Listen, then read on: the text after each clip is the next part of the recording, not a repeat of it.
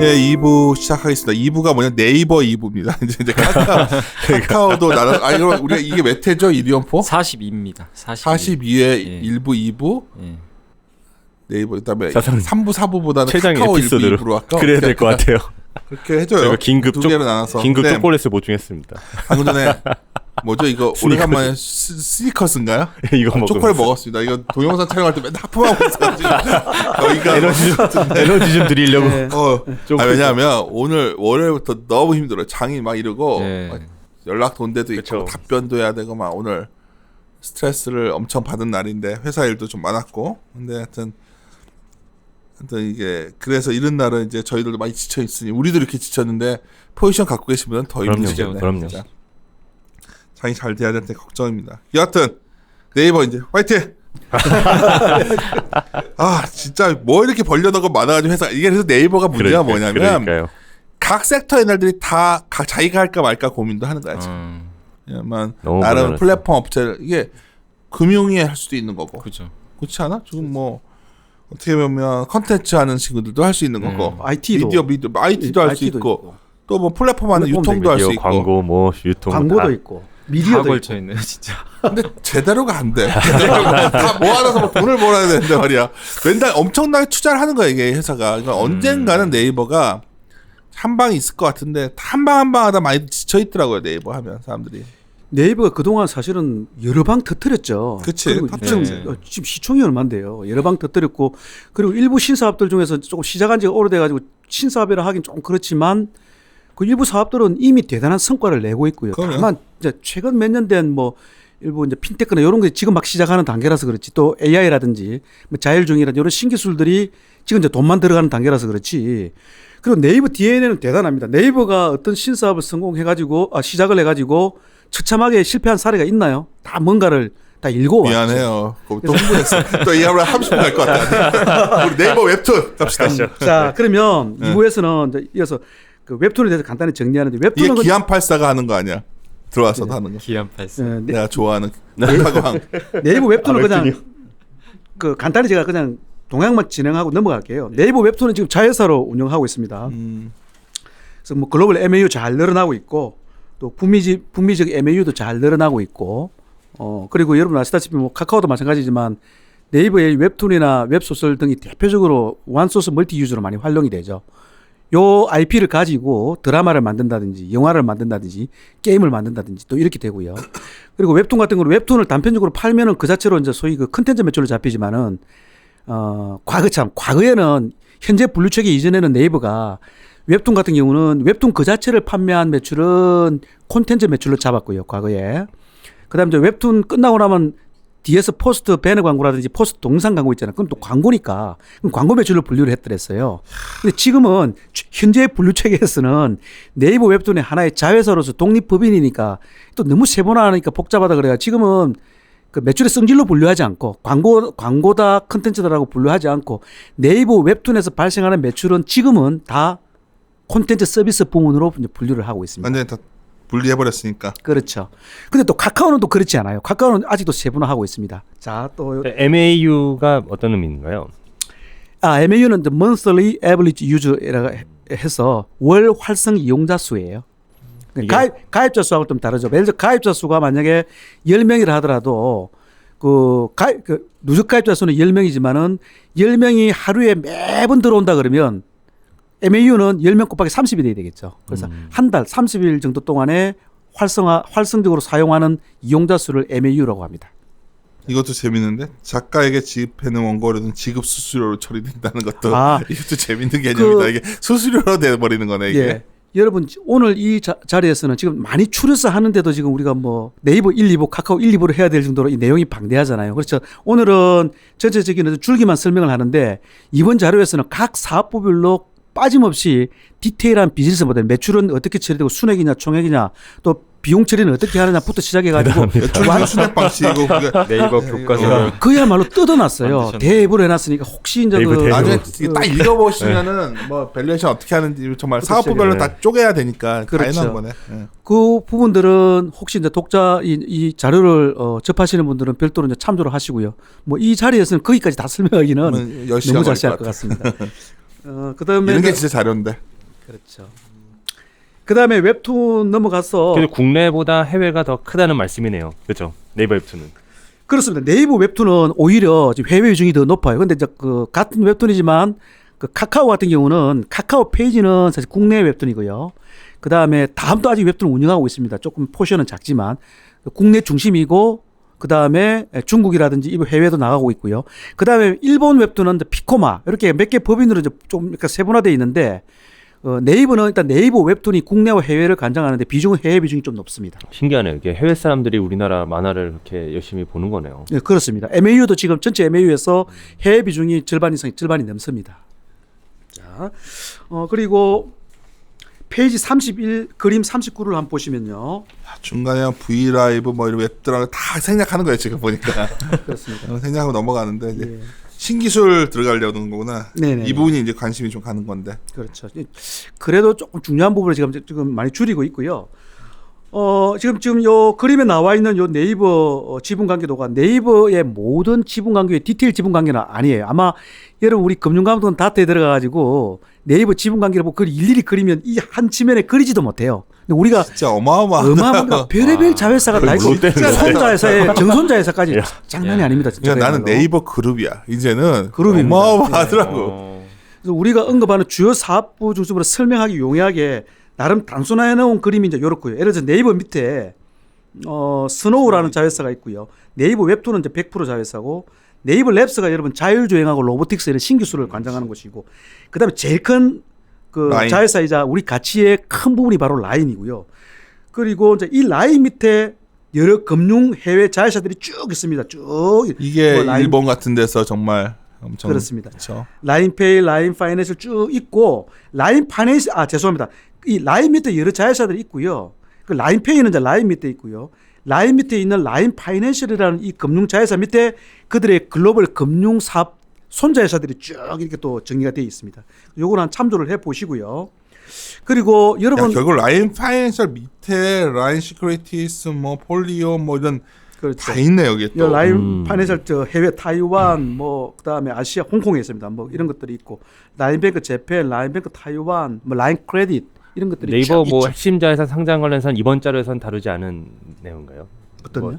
뭐 핵심 자회사들 상장 관련된 거나 뭐 이런 부분들은 이번 자료에서는 아닙니다. 그 네이버는 거의 다 다뤘고요. 오히려 네이버는 아직까지 사실은 어떤 특정 사업 요소 네이버 웹툰 정도가 좀 자회사로 세분화되어 있고 네이버 랩스는 사실 아직은 신기술 부분 자회사이니까요. 그다음 큰 라인이 하나 있다면 오히려 사업 요소별로 전부 세분화해서 다 자회사로 분사를 시키고 있는 것은 오히려 카카오예요. 카카오는 뭐 웹툰은 카카오 페이지, 그다음에 또 게임은 카카오 게임. 일단 카카오 가서 얘기합시다. 그다음에 뭐 모빌리티는 카카오 다 그렇네요. 이렇게 세분화되어 있습니다. 그래서 지금 설명드리고 하고 있는 부분이 바로 요 그림 신기술 페이지 32 페이지 32의 요 표 요 부분이에요. 그래서 네이버는 네이버 웹툰이라든지 네이버 랩서와 같이 그 일부 법인으로 자회사도 지금 분사해 두고 있지만은 주요 사업을 컴퍼니 인 컴퍼니 CIC라고 해가지고 아직은 회사 내에서 하나의 독립 조직으로 운영을 하고 있고요. 여기에 약간 그 모티베이션을 베네핏을 부여하기를 어느 적정 규모가 커서 사업이 어느 정도 잘 되면은 분사를 해주겠다라고 하는 이런 어떤 모티베이션이 이제 부여가 되죠. CVC랑은 약간 다르고 이건 아예 회사를 만들어 버리는 거네. 아예 회사 안에서의 독립을 그러니까. 아직은 회사 법인은 아닌데 잘 되면 내 법인으로 분사해 줄게. 여러분 열심히 해봐. 이런 모티베이션이 부여되어 있는 것이죠. 예를 들면 거기 우리 지금 다 알고 있는 그 카페나 밴드 같은 경우는 그룹 N이라고 하는 CIC가 담당을 하고 그다음 페이라고 하는 것은 페이, 뭐 쇼핑은 포레스트, 예약은 글레이스, 동영상 UGC는 아폴로, 브라이브는 V. 그다음에 또 AI를 활용한 검색 고도화는 서치 앤 클로바, 자율주행 로보티스는 네이버 랩스는 이미 이제 분사가 되어 있고요. CIC만 지금 7개 정도를 운영하고 있는 것이죠. 그러니까 얘네들이 또 나중에 결국은 실제로 법인화해서 나와가지고 더 잘 되면 이제 상장할 수도 있는 그치. 그런 그림으로 가는 것이죠. 카페와 밴드 이런 것들. 그러니까 야 이게 난 방대하더라고 진짜. 그렇습니다. 그래서 넘어가서 자, 요 정도 일단 네이버를 요 정도로 제가 설명을 했는데 뭐 네이버의 AI 동향이라는 자율주행 동향이라는 이런 부분들도 몇 가지 동향들 그리고 여러 가지 디테일한 비즈니스 모델들을 이건 잠깐 얘기해줘요. 왜냐면 난 네이버의 어떤 이 사업 부분 변화하는 거는 되게 의미가 있거든. 그래서 이제 뭐 AI라든가 뭐 자율주행 로보틱스 이런 것들도 어쩌면 여기 송치호 연구원 있지만 상당히 열심히 하고 있지 않아요 지금? 그렇습니다. 아까 제가 신기술 그 7개 CIC가 신기술만 하는 건 아니고요. 이미 지금 매출을 일으키고 있는 사업도 몇 개나 이제 하고 있는데 주요 신사업들은 일부 CIC와 그다음에 네이버 랩스와 같은 이제 자회사들이 하고 있는데 그 신기술로서 대표적으로 이제 우리가 많이 이야기되는 게 AI 쪽 있고 그러니까 스피커도 얘네를 하니까 우리가 AI 그렇습니다. 스피커가 어쩌면 핵심인데 클로버 프렌즈라는 어떤 얘들이 일본에서 판매를 하고 있다고 하길래 국내에서도 판매하고 있고요. 자, 네이버가 가지고 있는 인공지능 플랫폼 이름을 그 클로바라고 불러요. 클로바. 근데 요거는 인공지능은 공교롭게도 본사인 네이버와 자회사인 라인이 거의 반반씩 투자해서 공동으로 진행을 하고 있어요. 그래서 클로바가 그 AI 플랫폼 이름이고 이 AI 플랫폼이 클로바가 탑재된 스마트 AI 스피커를 예전에는 이제 웨이브라 불렀는데 글쎄요 이름이 촌스러웠는지 이 이름을 클로바 프렌즈로 바꿨고요. 당연히 이제 일본에서는 라인이 팔고 있고 한국에서는 네이버 본사가 이제 팔고 있는데 현재로서 동사가 AI 관련된 직접적인 매출이 일어나는 것은 요 스마트 스피커인 AI 스피커인 클로바 프렌즈 판매에서 일어나고 있지만 사실은 네이버 라인에서의 이 AI의 어떤 가치는 현재 뭐 동사가 조그마한 스몰 업체도 아니고 실적이 워낙 크기 때문에 이 스피커가 아니고 이 AI 플랫폼이 현재로서 동사 여러 생태계에서의 활용도라고 할 수 있겠죠. 지금 예를 들어서 우리가 검색 추천을 고도화해 가지고 추천 검색 쪽이라든지 그다음에 데이터 커머스 쪽에서 방대한 어떤 데이터 빅데이터를 활용해 가지고 커머스 쪽에서 예를 들어서 뭐 어떤 성별에 따라서 연령에 따라서 어떤 상품을 선호하는지 이런 부분을 빅데이터를 가지고 AI가 읽어서 자동적으로 어떤 그 매칭을 시켜준다는 이런 쪽에 이제 활용되고 있는 생태계 내에서의 활용 가치가 사실은 더 크고요. 현재까지는 이렇지만 이게 계속 사업이 고도화되고 발전되면은 AI 사업부가 자꾸 커지면은 독립적인 어떤 사업으로 외부로 뻗어 나갈 수도 있겠죠. 그러니까 현재로서는 매출은 스피커에서 일어나고 있지만은 그보다는 동사의 라인과 네이버의 생태계 내에서 여러 가지 검색이라든지 커머스라든지 이런 쪽에서 더 고도화의 어떤 활용이 되고 있는 부분이 더 큰 가치이다 이렇게 보겠고요. 그리고 자율주행, 로보틱스 등도 현재로서는 초보적인 단계이지만 이번에 왜 그 세스 2018 행사 가가지고 그 네이버가 상을 3개를 받았죠. 여러 가지가 있는데 그 중에 뭐 자율주행 관련된 부분도 있고요. 또 로봇팔 관련된 부분도 있고요. 이런 부분들은 우리 자회사인 네이버 랩스가 이제 진행을 하고 있습니다.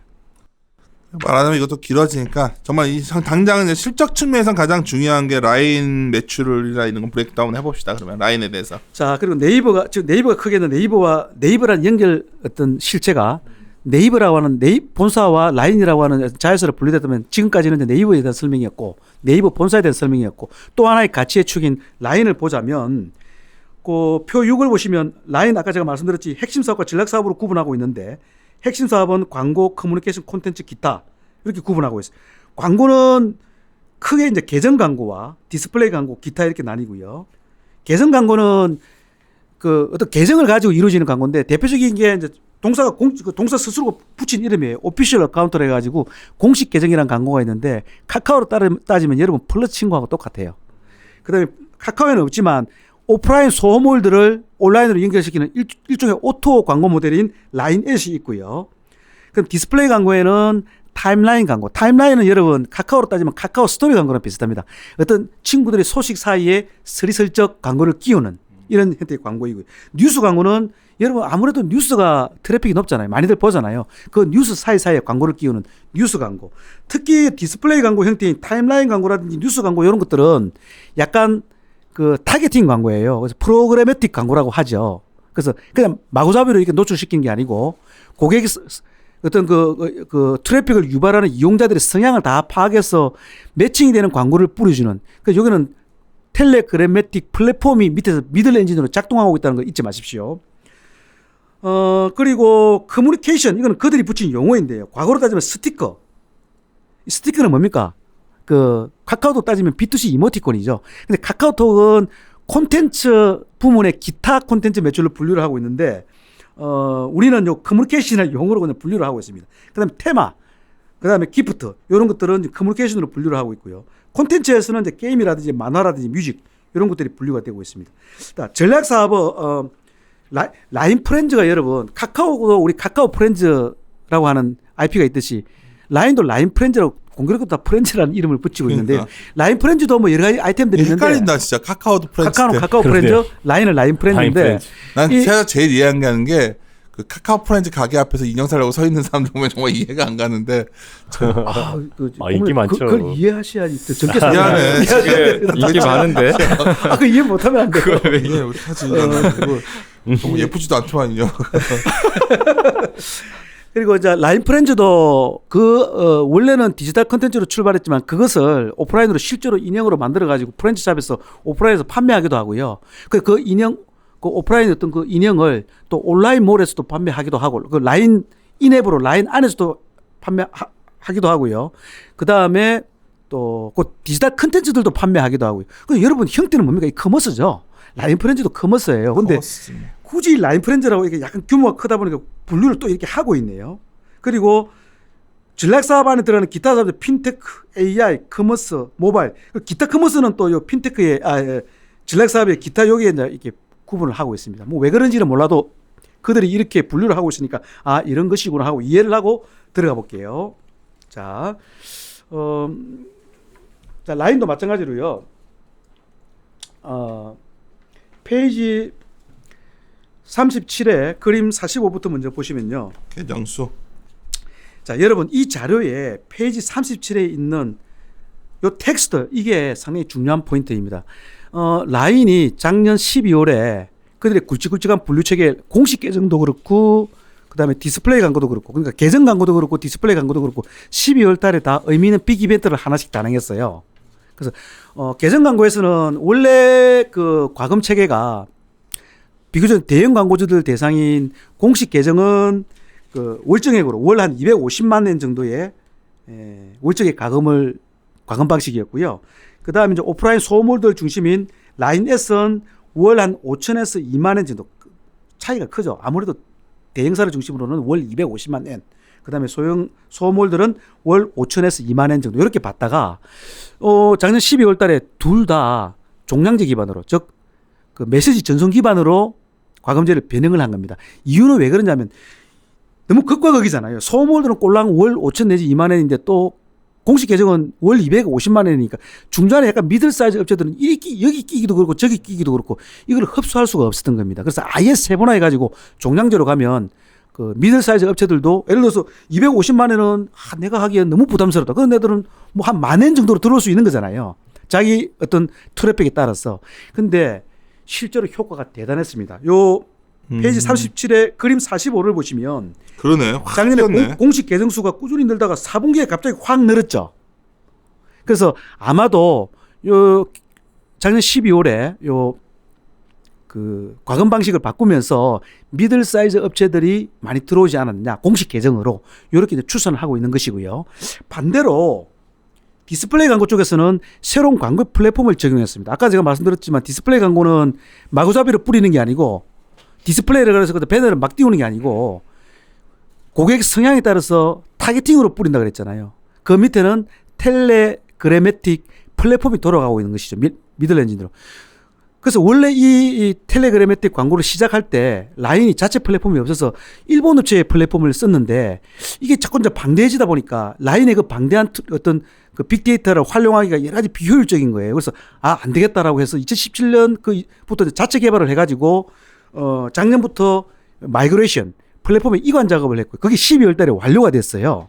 지금은 라인의 텔레그래매틱 광고, 즉 세분화해서 보면 우리가 타임라인 광고라든지 뉴스 광고는 자체 플랫폼이 이제 가동이 되고 있는데 요건 반대로 약간 과도기적으로 약간 영향, 그 일본 국민들이 좀 독특하면 약간 보수적이고 새로운 변화에 대한 어떤 약간 거부 반응 이런 게 있었는지 요건 반대로 약간 영향이 있습니다. 그래서 작년 라인의 전체 광고 매출이 4분기 성장성이 약간 주춤한 것이 요 디스플레이 광고 쪽에서 새 플랫폼을 적용한 약간 과도기적인 저항의 영향이 있지 않았느냐 이렇게 보고 있고요.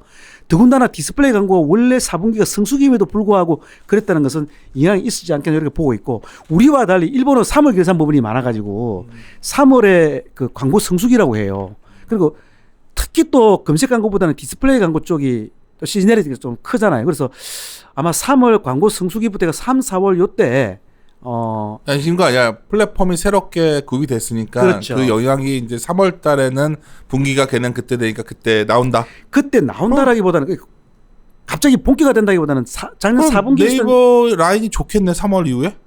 그거를 주목하라는 거죠. 단정을 못 하겠어요. 이제 야, 씨, 단정을. 아니 제가 왜냐면 이게 도망가려고 하지 말고. 아니 회사 측에서는 나름 로직을 가지고 보면 작년 4분기에는 처음 적응했을 때는 약간 어색하고 그러니까. 조금 있었는데 3월 광고 성수기에는 갑자기 효과가 본기가 된다기보다는 최소한 작년 4분기의 과도적인 영향에서는 의미 있는 반등을 하지 않겠나 정도 기대를 하고 있는데 제 입장에서는 기대를 그렇다라기보다는 앞으로 3, 4월 정도에 라인의 광고 쪽 디스플레이 광고 쪽에서 그 부분에 대한 어떤 의미 있는 뉴스가 있을지를 주목하라 정도로 제가 말씀드리고 싶어요. 종사로 일본 포인트. 쪽에서 광고 쪽 변화 좀 있으면 주가 반응할 수 있겠는데?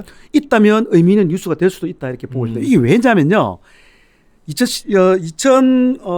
디스플레이 광고가 2016년 6월에 론칭을 했는데 요 론칭 해가지고 2016년 6월부터 해가지고 2017년 한 1분기 정도까지는 그 라인의 전체 여러 가지 사업 부문 중에서 이 타임라인 광고, 뉴스 광고 이런 프로그래매틱 광고가 이끄는 광고 성장성이 라인의 전체 투자 포인트로 한참 작동을 했었거든요. 그만큼 이게 중요한 포인트였어. 근데 지금은 어느 정도 셋업되고 조용했는데 새 플랫폼을 적용했으니 혹시 이제 3, 4, 5월 가면 갈수록 이게 효과를 발휘한다는 뉴스가 나온다면 의미 있는 어떤 이슈나 모멘텀이 될 수도 있지 않겠나 정도 보고 있어요. 여러분 주목해 보세요. 이게 보면 의미가 있을 수밖에 없는 게 저희 뭐 어차피 뒤에 설명 주시겠지만 전체 매출에서 이제 국내 부분은 요 라인 광고보다 매출 많이 나오는 거는 요 검색 광고에 해당하는 비즈니스 플랫폼밖에 없네요. 그렇다면 뭐 그렇죠. 그러면 113페이지에 실적 전망 분기별로 보면 그렇죠. 세그멘트 나눠가지고 쪼개서 보면은 사실 라인 쪽 광고 나오면 이게 되게 크거든 얘네가. 거의 그렇습니다. 핵심 사업이네요. 그러니까 내가 아까 그래서 내가 막 졸다가 갑자기 트위터가지고 야 이거 있어 괜찮지 않겠나 생각도 드는데. 라인이 텔레그래매틱 광고를 론칭하고 한 2, 3개 분기 정도가 고 텔레그래매틱 그러니까 광고의 자리 잡기 성장성이 하는 동안에 되게 모멘텀이 헤맸던 거 아니야 얘네가. 헤맨 건 아니야? 헤맨 건 아니고 처음부터 잘했어요. 그래서 나오자마자 바로 상당히 언급이 되다가 오히려 어느 정도 자리 잡고 나서부터는 좀 식상하잖아요. 그래서 조용하다가 최근에 또 새 플랫폼을 적용해가지고 약간 변화를 모색했고 과도기적으로 4분기는 영향이 있었는데 3, 4월부터는 그 부분에서 반등하는 어떤 뉴스가 있지 않겠나 정도 주목하라 정도이고요. 봅시다. 하여튼 라인의 광고는 굉장히 핵심 사업이에요. 네이버한테는 굉장히 중요해요. 그렇습니다. 그 라인 내에서도 포션이 제일 크고요. 그렇지. 그리고 여러분 자, 다음 부에서는 또 카카오로 하겠지만 카카오는 원래 카카오페이 관련해 가지고 뭐 바로 투자자금 인수라든지 또 최근에 나왔던 금융 결제망 개방 관련해서 어떤 식으로 흘러가느냐 또 그래서 오프라인 결제 쪽에서 결제액이 막 늘고 있는데 뒤에서 또 쉐어링 당하고 있는 펀뱅 기술을 어떻게 세이브하느냐 어떻게 그 바로 투자금 인수에서 씌는 요 부분이 기본 그림은 장기 투자 종목이지만 원래 중단기인지 어떤 뉴스 플로우를 우리가 주목해야 되는 그 부분이라면 네이버 본사 쪽 어떤 이야기보다는 원래는 왠지 라인 쪽에서 그러니까 약간 의미 있는 포션을 제가 방금 말씀드렸던 프로그래매틱 광고 쪽에서 어떤 변화를 잠시 주목해 보고요. 그보다 더 큰 것이 라인페이. 지금 설명할 라인페이와 그다음에 라인의 자회사인 라인 파이낸셜의 자회사들로 시작되는 여러 가지 해외 쪽에서의 금융사업의 향방, 변화, 업데이트 이 부분입니다. 지금부터 그 부분을 한번 보겠습니다. 한국에서는 못했는데 해외에서는 완전히 약진했네. 그렇습니다. 그래서 페이지 45페이지를 우선 가서 자 중간에 라임 뮤직 뭐 이런 거 하면 다 생략하고 페이지 48페이지에 그림 73과 74를 보시겠습니다. 페이지 48페이지. 야, 진짜 이 자료 방대하다. 이거 보셔가지고 좋아하시는 분들은 그냥 부분별로 다 쪼개놔서 다 해버렸어. 이거 뭐냐면 그냥 뭐 이건 내가 감히 말씀드리는데 이 정도까지 쪼개서 보는 사람도 별로 없는데 제목이 대해부입니다. 그러니까요. 이거 세미나 가서 이거 대해부 하도 너무 길게 하지 마. 자빠지겠다. 심지어는 세미나 가서도 다 못하고요. 주요한 부분만 추려서 설명하는 걸로 하고 이거 있습니다. 맘먹고서 해야겠는데 이거 세미나는. 세미나 진짜 세미나도 한 3부로 나눠서 해야 될 판이에요. 알았어. 요 49페이지에 그림 75를 보시면 아까 제가 그 네이버가 전체적인 어떤 지분 관계도를 해가지고 보셨죠. 거기서 네이버 자회사 라인인데 라인도 마찬가지로 라인 자회사가 이게 다가 아니에요. 여러분 실제로 엄청 복잡한데 우리가 설명하고자 하는 금융사업 중심으로 단순화해 나온 게 지금 그림 75고요. 그 라인 밑에 라인페이가 100% 자회사, 라인 파이낸셜이 100% 자회사, 그다음에 금융사업은 아니지만 아무튼 라인 뮤직이 36.72, 스노우 뭐 있고요. 스노우는 또 라인도 가지고 있지만 네이버도 또 가지고 있잖아요. 그다음에 쭉 있는데 요 라인 파이낸셜 밑에 또 자회사가 라인 시큐리티스 51%, 그다음에 폴리오 41% 등등등이 쭉 이렇게 있습니다. 라인 파이낸셜 타이완, 라인 뱅크 타이완. 뭐 라인 크레딧은 요 지분 부분이 빠졌는데 50몇 %예요. 이것도 있고요. 자, 그리고 49페이지에 요 라인의 금융사업 진출 이렇게 되어 있습니다. 요거를 쭉 설명해 놓은 부분이 이제 48페이지 텍스트 부분인데 전체 추려서 제가 설명을 드릴게요. 아마 라인 뱅크 타이완, 즉 대만의 인터넷 전문은행은 지금 라이선스를 획득하려고 심사를 제출해 두었기 때문에 라이선스가 떨어지면 6개월 이내에 출점이거든요. 그래서 빠르면 연내에 올해 내에 대만에서는 그 라인뱅크라는 법인으로 그 대만의 몇 개 은행들과 컨소시엄을 구성한 어떤 지분율 체계로 출점이 될 수도 있고요. 일본도 또 미즈호 그룹과 하고 있는데 일본은 조금 넉넉 잡으면 저는 내년보다 후내년 정도는 출점할 수 있지 않겠나 이렇게 보고 있고요. 요것들은 현지 은행들과 해가지고 몇 가지 이렇게 컨소시엄을 구성해가지고 들어가는 법인 형태이고요. 물론 저 우리 그 라인 파이낸셜 지분이 제일 크겠죠. 그 다음에 동남아 쪽은 법인은 아니고요. 현지 은행이라든지 이런 부분과 손잡고 라인뱅크라는 이름으로 특정 서비스로서 이렇게 아마 들어가게 될 겁니다. 그래서 법인이 아니기 때문에 라이선스를 받을 필요가 없기 때문에 오히려 더 빨리 들어갈 수 있고요. 올해 중에 또 몇 개는 시작이 될 수도 있는 이런 상황입니다. 사실 네이버가 국내 인터넷 은행 참가 안 하겠다고 선언했던 이유가 국내에서 굳이 할 이유가 없는 거예요. 얘들은 보니까. 그래서 그 부분도 맞고요. 그 부분도 맞는데 아니야. 그거는 그러면 제가 자꾸 회사는 아니라는 거를 성종화가 뭐라고 회사는 아니라는데 아니라는데 자꾸 너 한다고 그래. 이것도 제가 좀 저도 곤혹스러운데 저는 여전히 이번 어쨌든 올해 3, 4, 5점 라이선스에 대해서는 회사가 단언을 해서 안 한다 했으니 안 한다 제가 했잖아. 왈가왈부할 수 없죠. 이제 뭐 3, 4, 최소 3, 4, 5점 아니지만 저는 과연 대한민국의 인터넷 전문은행이 K뱅크, 카카오뱅크 1, 2, 5점과 앞으로 나오게 될 3, 4, 5점으로 끝날까? 끝난다면 뭐 그걸 땡이겠지만 아니 장기적으로 만약에 더 나온다면 장기적으로는 언제든지 국내 한국 시장도 네이버뱅크가 출점할 가능성이 있다라고 보고 있습니다. 아니 일본 같은 데는 사실 이런 규제가 우리보다 훨씬 완화돼 있잖아요. 그러니까 거기서 하는 거지. 은산분리법이 없잖아요. 일본은. 그러니까 은산분리가 안 그 우리처럼 이게 타이트하지 않으니까 예. 사실 얘네 입장에서는 미주호랑 해가지고 해버리면 되는데 왜 굳이 얘네가 한국에 들어와서 하겠냐고. 만약에 한국에서 한다 그러면 뭐 라인이 들어와서 하진 않고 네이버가 하게 되죠. 지금 우리가 원래 그 인터넷 전문은행의 정부의 취지가 비은행 어떤 그 제조 또는 이래서 아무나 뭐 건설업체 보고 하라는 게 아니라 이를테면 중국도 우리보다 조금 먼저 시작한 중국도 뭐 알리바바의 그 마이뱅크라든지 텐센트의 위뱅크라고 하는 것이 결국은 어떤 ICT 플랫폼 업체가 사실은 주관을 했기 때문에 정부 쪽에서 한국에서도 그런 형태 그러면 어쩌면 네이버와 카카오가 어떤 컨셉에는 제일 잘 부합했는데 카카오는 이제 시작을 했지만 네이버를 안 한 거잖아요. 그 지금 뭐 알리바바의 마이뱅크 같은 경우에 그들의 어떤 커머스 라인업 안에서 그 소상공인들 이런 어떤 빅데이터가 있다 보니까 그걸 통해 가지고 대출 사업을 한다든지 이렇게 잘 하고 있기 때문에 그런 모델들을 네이버도 얼마든지 적용할 수 있는 그 부분이기 때문에 지금은 아니라고 했으니까 아닌 거고 글쎄요 앞으로 몇 년 뒤에 혹시 3, 4, 5점 또는 4, 5점 또는 그 이상의 어떤 라이선스가 열린다 할 때는 뭐 들어올 수도 있지 않겠나 여전히 저는 그렇게는 보고 있습니다. 국내도 그리고 지금 해외를 중심으로 이제 라인 파이낸셜을 추진하고 있는 라인뱅크는 뭐 국내와는 완전히 별개로 라인이 주도가 돼서 이제 해외에 하고 있는 거고요. 그렇습니다. 그래서 올해 특히 네이버는 라인 쪽에서의 광고 쪽에서의 의미 있는 뉴스가 있는지 부분하고 라인이 추진하는 여러 금융사업 쪽에서 어떤 진행 상황이라든지 그러니까. 이런 디벨로핑된 부분들을 확인하는 것이 중요하다. 라인페이도 엄청 성장하네. 그렇습니다. 라인페이 한번 보실까요? 말 나온 김에. 요 라인페이가 훨씬 강력한데? 내가 봤을 때는 아까 라인 쪽 보면은 네이버는 해볼만 한데? 48페이지를 이렇게 보시면요. 자, 사실은 라인페이가 원래 이제 우리 라인이 일본하고 뭐 대만, 태국 등이 강한 모바일 메신저잖아요.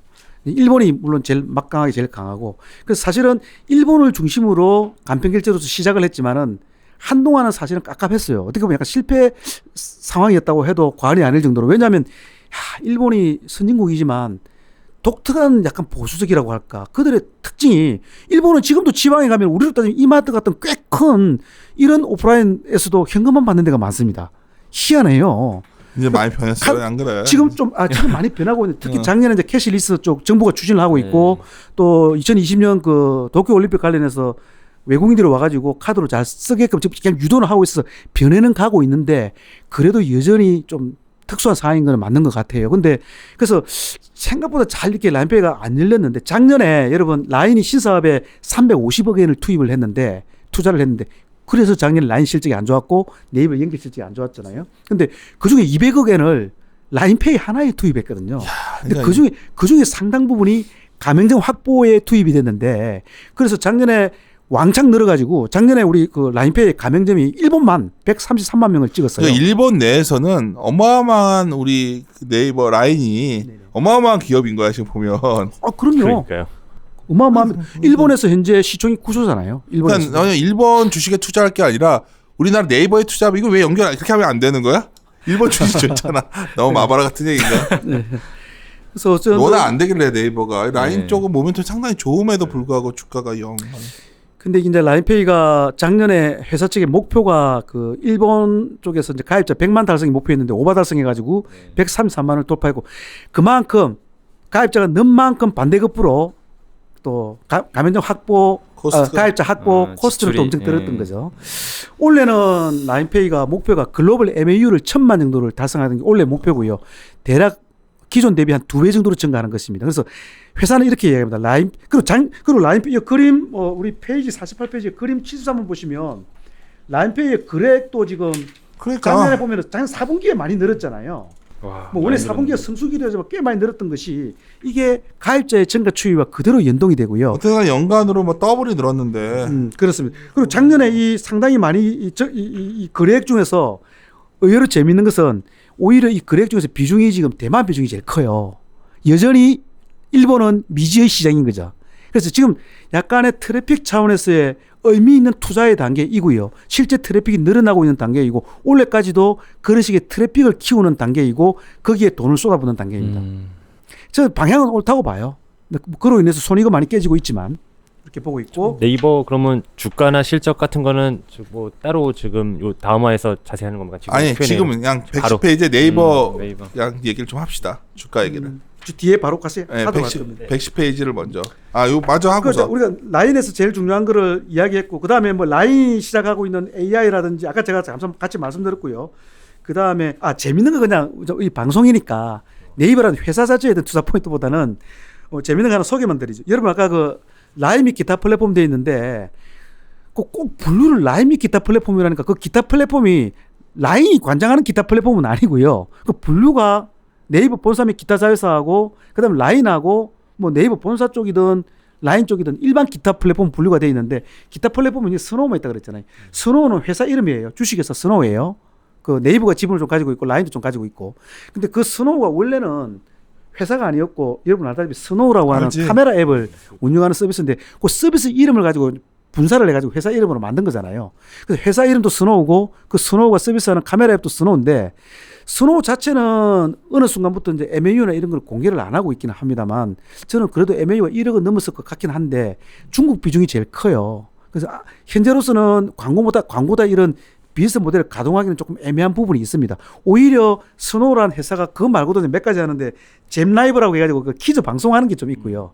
여기다 협찬 받아가지고 일부 광고 붙이는 쪽에서 약간이나마 매출이 좀 나오는 것 같고 여러분 혹시 퀴즈에 강하다면 앱 깔아가지고 한번 해보세요. 잼라이브. 혹시라도 맞추면 돈 좀 땁니다. 라이브. 그거 돈 따기 좀 힘들어요. 근데 라이브.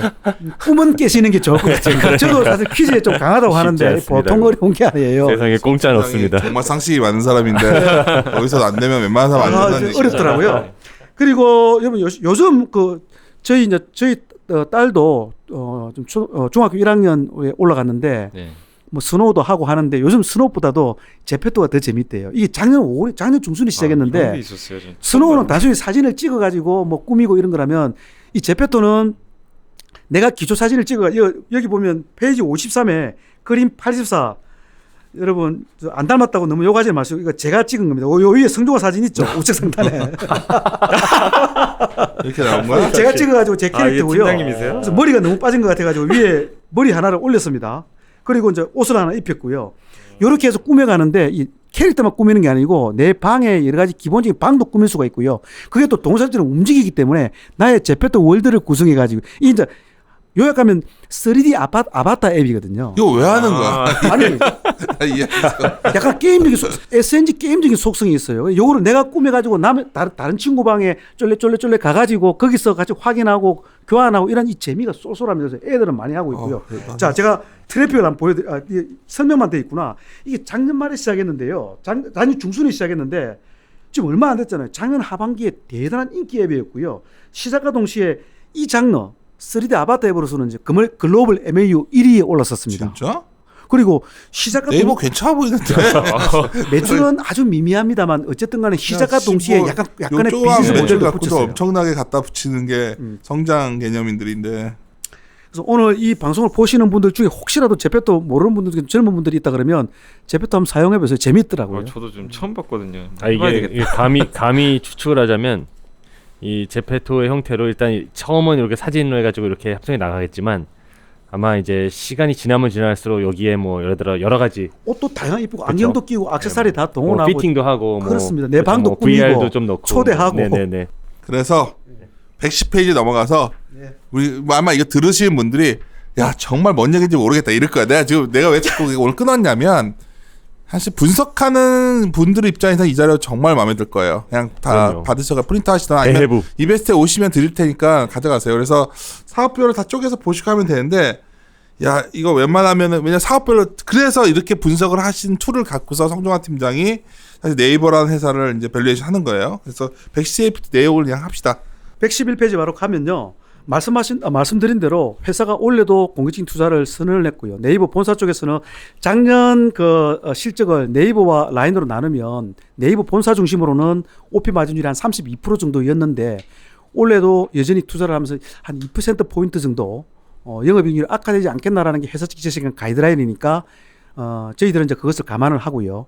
그 다음에 라인은 작년에 신사업에 350억 엔을 투입했는데 올해는 600억 엔을 투입한다고 하니 탑라인은 자기가 할 게 제대로 견조하게 잘 증가하고 있지만 그 라인은 라인대로 네이버는 네이버대로 올해 실적도 작년이 영업이익이 오랜만에 꽤 큰 어떤 그 속도로 역성장을 했는데 올해도 뭐 작년과 영업이익이 잘해야 비슷하거나 아니면 약간이나마 추가 감소할 수도 있다 정도로 보고 있습니다. 다만 여러분 네이버가 올해도 실적 모멘텀을 기대하기는 어렵고 투자에 한해고 실적 흐름은 그러할 것이다 라는 것 자체는 우리 속속들이 다 이제 오픈돼가 알고 있기 때문에 세상스러운 뒤통수 정도는 아닌 것 같아요. 그렇게 감안을 하시고 쭉 넘어가셔가지고요. 밸류에이션으로 가게 되면 117페이지부터 보시게 되는데 여러분 그 흔히 말하는 sum of the parts 방식을 많이 이야기하잖아요. 어떤 그 가치 요소별을 쪼개 가지고 각각 밸류에이션에서 합치는 거.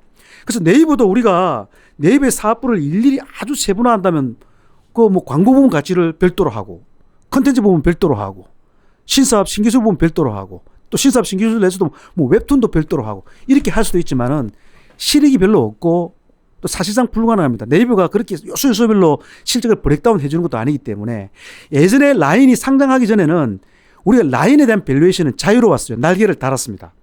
그리고 아이러니컬하게도 트래픽이 쌓이고 1단계, 2단계 초기 매출이 형성될 때가 주가는 더 싱싱했기 때문에, 더 프레시했기 때문에 그때 뭐 여러분 기억하시잖아요. 우리보다 먼저 앞서가던 글로벌 표어인 페이스북을 끌어들여서 MAU당 가치로 밸류에이션 하기도 하고 뭐 PSR로 하기도 하고 오히려 자유로웠는데 라인이 어느 정도 실적이 나오다가 지금 다시 또 마이너스로 갔지만 일본 시장에 상장이 되니까 이제는 라인이라는 하나의 실체에 대해 가지고 그렇게까지 굳이 세분화할 필요가 없는 거예요. 라인은 시가로 갑니다. 지금 라인이 현재 주가 기준으로도 시총이 한 9조 정도고요. 공교롭게도 일본 애널리스트들이 평가하는 라인의 목표 주가 평균도 거의 현재 주가 비슷하거나 현재 주가보다 조금 낮아요.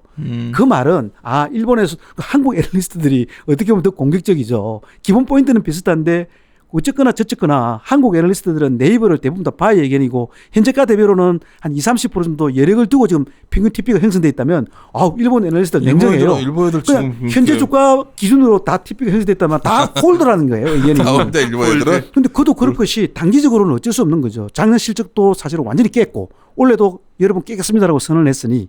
근데 어쨌거나 이제 그 구조를 그대로 지금 여러분 페이지 118페이지에 표 24 네이버에 이거 설명을 해줘. 이게 제가 설명드리겠습니다. 네이버와 라인 가치의 이제 브레이크다운 썸오브 파트 방식으로 설명드리면 여러분 네이버가 아주 예전에 초기 어떤 성장을 달릴 때 그때는 옛날에 NHN 시절에 우리 시장의 어떤 목표 주가를 주기 위해서 그 당시 시점에 적정 예상 EPS 대비 멀티플을 한 4-50배 추정에 따라서는 막 5-60배 이렇게 주던 시절이 있었는데 그 이후로 이제 회사가 실제 성장을 보여주면서 많이 셋업이 돼가지고 최근에 작년에 투자를 갑자기 강행하면서 실적이 역성장하면서 이렇게 빼버리기 전에 재작년까지 보면은 우리 그 네이버란 회사에 대해서 전체 연결 실적을 보면은 한 20배 후반 정도 이렇게 멀티플을 적용해 가지고 밸류에이션을 했고 네이버의 어떤 대장주로서의 상징성, 뭐 프리미엄, 그 다음에 여러 신사업들의 가치를 감안했을 때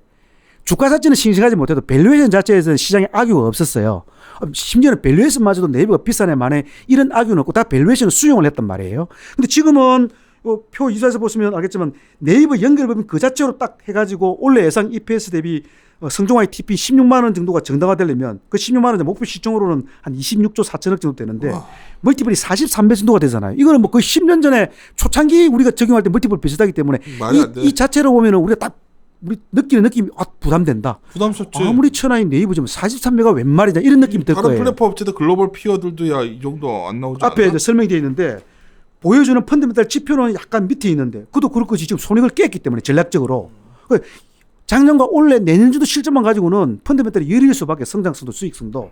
근데 적용 멀티플은 상당한 프리미엄을 줘야지 답이 나오는 이런 상황이잖아요. 그래서 요거를 우리가 정당화하기 위해서 자 그러면 네이버 본사보다도 라인이 더 투자하고 손익이 더 안 좋잖아요. 그 라인이 지금 적정 주가가 마이너스는 아니지 않습니까? 일본에서 보수적으로 본다 하더라도 구조로 평가받고 있잖아요. 그 구조에 대해서 우리의 지분율인 한 73% 정도를 적용해가지고 그 부분을 가치로 인정하고 빼고 그러니까 네이버 실적에서는 라인 실적이 마이너스로 오히려 영향을 미치고 있기 때문에 라인 실적을 쏙 걷어내면은 네이버 자체 실적은 오히려 더 업되겠죠. 업된 네이버 실적에다가 남은 전체 연결 가치에서 라인 가치를 빼고 남은 가치를 매칭을 시키면 한 21배 정도만 적용하면 되기 때문에 상당히 합리적이죠. 그래서 지금 네이버에 대해서 아마 많은 어떤 투자가분들이나 시장 참가자들이 네이버 주가에 대해서는 막 흥분하지는 않지만 네이버 어떤 밸류에이션에 대해서는 악유하지는 않습니다. 밸류에이션은 적절한 것 같아요. 적절하거나 오히려 약간 싸거나 그런 느낌이 듭니다. 그래 싸 보이지 않다 또 이렇게 보니까. 아까 나이만 들으면은 괜찮게 보다가 이 테이블 보니까 결코 성팀장의 TP 16만 원이라는 게 간단치는 않아 보이는데. 만약 이럴 수는 있겠죠. 그거는 만약에 굳이 일본에서 그렇게 평가하니 무조건 그 가치를 가져오자 하지 말고 라인 자체를 일반적인 밸류에이션으로 한번 접근해 보자. 아무리 라인페이라 또 라인 파이낸셜의 금융사업이 장기 잠재력이 크다 하지만 어쨌거나 작년에 올해 손익을 완전히 깨어버리니까 단기와 장기의 배분을 해가지고 합리적으로 밸류에이션 들어가자고 붙잡고 늘어지면 일본에서 구조 평가받으니까 무조건 구조가 아니라 실질 가치는 구조 언더로 평가될 수도 있겠으나 일단은 어쨌든 일본에서도 구조로 형성돼 있으니까 이제 결론이 나왔어. 네이버는 그림은 되게 좋은데 왜 아주 초장기 바이라는 장기 매수라고 말하는지를 이게 그림이 실현돼서 뭔가 악유가 맞을 때까지는 계속 부담이 있는데 밸류에이션이. 근데 이게요 보면 밸류에이션은 저는 부담은 없는데 그래. 그냥 막 확 땡기지는 않는 어떤 의미에서 그런 상황이. 근데 이제 이게 보면 라인이 그러면 지금 일본에 상장돼 있잖아요. 근데 그렇죠. 근데 보니까 2016년인 것 같은데 지금 주가가 거의 한 3년 동안 거의 멈춰 있는 것 같아요. 초반에 조금 올라가는 척 하다가 쭉 빠져서 네. 그러면 이제 어떻게 보면 좀 단순하게 정리를 해보면 네이버의 미래는 이제 어떻게 보면 라인이 가장 직접적으로 가장 키 드라이버인 것 같은데 일본 시장에서 평가하는 라인의 기업 가치가 이제 엄청난 아까 MAU도 보여주시고 이제 나라도 확대되고 있고 펀더멘탈 사업의 펀더멘탈만 보면 빠르게 성장하는데 이제 아마도 뭐 비용 컨트롤 때문인 것 같긴 하지만 기업 가치는 몇 년째 시장에서는 멈춰 있고, 그러니까 이제 일본에서 라인 가치가 기업 가치가 뭐 얘들아 시가총액이라고 할까요? 시가총액이 빠르게 움직이고 있으면 이제 네이버를 볼 때도 헷갈리겠는데, 이제 일본에서 멈춰 있으니까 이게 이 부분에 있어서 오히려 좀 더 답답해지는 이런 부분 어떻게 생각하세요? 그렇습니다. 실제 그래서 지금 네이버 주가 자체도 동시에 지금 멈춰 있는 이유 중에 있기도 하고, 만약에 네이버 가치가 지금 시총이 뭐 20조까지 아니고 10몇 조인데 라인과 별도로 네이버만 평가되고 있다 그러면 주가의 역동성이 이 정도는 아니었겠죠. 근데 투자에 따른 어떤 산물이긴 하지만 과도기적으로 네이버 본사보다 라인이 지금 실적으로 더 눌려 있잖아요. 그래서 연결 실적에 더 부정적인 영향을 미치고 있는 것이고, 그래서 덩달아 네이버도 더구나 또 라인이 상장 전에 이런저런 자유로운 밸류에이션으로 마구 평가받을 때는 모르겠지만 레퍼런스가 좀 딱 있으니까 벌써 몇 년째 말씀하신 대로 눌려 있다 보니까 그 영향도 좀 있는 것 같긴 해요. 알겠습니다. 우리가 할 말은 정말 송동환 진짜 하고 싶은 말에 5분의 1도 못한 것 같은데 지금 많이 생략했습니다. 남은 네, Q&A는 정말. 내일 카카오 편에서 좀 해드려야 될 것 같아요. 할 건 많은데. 진짜 우리 내일 그러니까요. 하자. 네. 그 저녁 우리 약속했는데 퇴근 시간이 다 이미 되어버렸어요. 퇴근 시간 넘었어 이미. 우리 야 이거 뭐. 네 하여튼 아니 나 이런 오늘 처음에 되게 힘들었는데 오늘 나도 너무 피곤해가지고 근데 급 호기심이 생긴 게. 우리가 뭐 너희들 뭐 에너지 뭐 하고 있냐 하시는 분들이 많은데 사실 사업부를 다 쪼개서 이걸 모아서 자료를 짧게 쓰는 거거든요. 근데 이걸 다 보여주는 과정이어서 상당히 의미 있었고, 네이버는 저는 개인적으로는 왜 성 팀장이 항상 난 되게 좋아 보이는데 뭔가 이렇게 확 안 해줄까 했는데 오늘 약간 이해가 잡혔어요. 사업부별로 보면 다 장래가 괜찮아 보이는데 미래가 야 이게 또 막상 또 한 단기로 보면 참 어렵네 이게. 사실은 실적을 무시할 수는 없으니까 주가라고 하는 실적이라는 걸 것이, 예, 그러면 실적이라고 하는 것을 무시할 수는 성 없습니다. 팀장님 보시기에는 이제 저희가 이제 미래를 볼 때 네이버 오늘 정리하는 의미로 지금은 좀 멈춰 있긴 한데 그게 성 팀장님 보시기에는 라인에서 사업 부분에 예를 들어 핵심 지표라던가 아니면 이제 비용 컨트롤에서 이익이 나온다던가 아니면 네이버 본사에서 뭔가 의미 있는 게 나온다. 어떤 거가 일단은 이 박스권을 뚫으려면 제일 기대하는 요인입니까? 좀 생각을 자주 해봤던 부분인데, 글쎄요. 원래는 뭐 회사가 일단 투자를 한다 그랬으니까. 근데 이거는 사실은 그 말이 있고 뭐 어떤 법적인 구속력이 있는 건 아니니까 원래 중에서 또 혹시 투자의 속도 조절할지 뭐 여러 가지 변수가 있겠지만 뭐 저희 입장에서는 현 시점에서는 제가 받아들이고 생각을 하는데, 그래서 원래는 이제 실적이 없겠지만 반대로 이야기하면 회사가 언제까지 계속 투자를 할지 모르겠는데 어차피 정책성 투자 비용이기 때문에 일부 변동비도 들어가지만 뭐 사람을 뽑고 마케팅을 때리고 하는 것은 다 정책성 투자 비용이기 때문에 뭐 극단적으로 회사가 안 쓰면 어느 날 갑자기 이게 확 달라질 수도 있는 거거든. 그러네. 쓰겠다고 해서 쓰는 거기 때문에 이게 이제 회사가 쓰기 싫어도 어쩔 수 없이 쓰는 변동비로 말려 들어가는 게 아니잖아요. 그 지금이라도 당장 회사가 속도 조절 해버리면 갑자기 뭐 이게 확 달라질 수도 있는 건데 그리 하지 않겠다라는 거예요. 타에서 미래를 위해서 돈을 쓰고 있는데 또 쓰고 있는 거예요. 이게 전략적으로. 그래서 그게 언제가 될지 모르겠지만 어느 정도 만약에 이제 투자를 단행하고 어느 정도 지표를 형성하고 약간 그 투자 비용이 정책성 투자 비용이 이제 어느 정도 셋업되는 단계가 들어가면은 그때 매출은 계속 자기 갈 길을 가고 있는 단계에서 상당히 영업 레버리지가 나올 수 있잖아요. 아닌 게 아니라 그러한 시그널이 나올 때가 주가로서는 상당히 의미 있는 어떤 릴레이팅 타이밍이 될 수도 있습니다. 다만 그럼요. 그게 뭐 언제가 될지는 모르죠. 분명은 단계는 아닌 것 같아. 계속 내가 투자할 때가 너무 많은 것 같아. 원래는 일단 아니라고 봐야 되고요. 그러니까요. 그러니까 기본적으로 약간 우리가 바라는 시장이 바라는 어떤 비용 관리 차원에서의 어떤 그 레버리지라든지 그리해서 주가가 올라가는 건 이제 그런 부분이고요. 그럼 보다 근본적으로 약간 장기적으로 회사 가치가 상당히 좀 확산해가는 관점에서 봤을 때는 회사가 하고 있는 이런 어떤 핀테크라든지 이런 사업들, 금융 사업들이 어느 정도 자리 잡는 수년 뒤에는 그때 이 회사 하고 있는 이런 사업들에서는 상당히 어마어마한 사업. 무섭다고 생각하거든요. 어마어마하다고 그래서 생각하거든요. 주가 박살날 때 사놓으면 꼭 삼성전자 같은 주식이 돼가고 있는 것 같아. 느낌에. 그렇습니다. 이게 좀 긴 그림이긴 하지만 알겠습니다. 마무리 짓고 우리 마무리가 이상해서 몇 회죠 이게? 42회입니다. 42회는 1부, 2부 오늘 마무리 짓겠습니다. 네, 마무리 짓겠습니다. 이리 이리 오너라, 오너라, 이리 이리 오. 오.